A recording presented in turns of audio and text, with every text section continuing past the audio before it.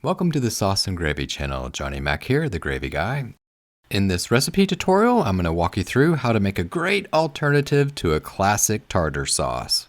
It's a no-cook type recipe. It's a chive sauce for fish. Let's jump into it and let me quickly show you how to make it. Begin with some light prep work, nothing too complicated here. Break out your blade and a board, slice one lemon and juice it. Round up some fresh shrubbery. A handful of finely chopped chives will do. In the end, you'll need about 2 tablespoons.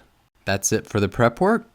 Round up a mixing bowl and the other ingredients. Start off by adding half of a cup or 125 grams of sour cream to a mixing bowl. To this, you'll add 1/4 of a cup or 63 milliliters of mayonnaise. Next, add 1 teaspoon of Dijon mustard.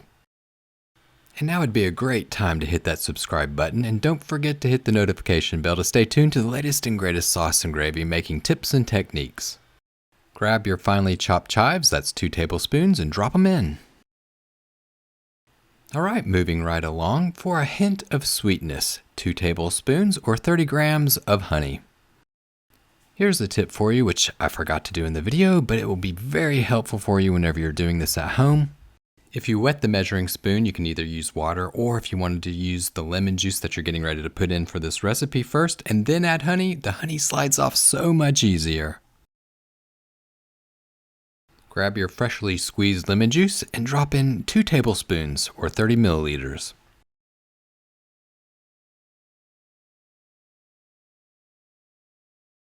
Round everything off with a dash of salt and pepper, roughly about 1/4 of a teaspoon each.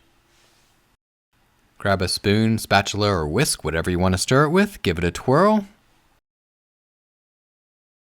When everything is well combined, you're ready to either dive in right then and there, or you can put it into the fridge, let it marry those flavors, and take it out later to enjoy. That's how you make a chive sauce for fish. Super easy to make, tastes great, and is a great alternative to the normal classic tartar sauce. Thank you for watching the Sauce and Gravy channel. If you found this recipe helpful, be sure to hit that like button and share it with your friends. Until the next recipe, remember, it's just you, me, and the sauces. Keep whisking, y'all.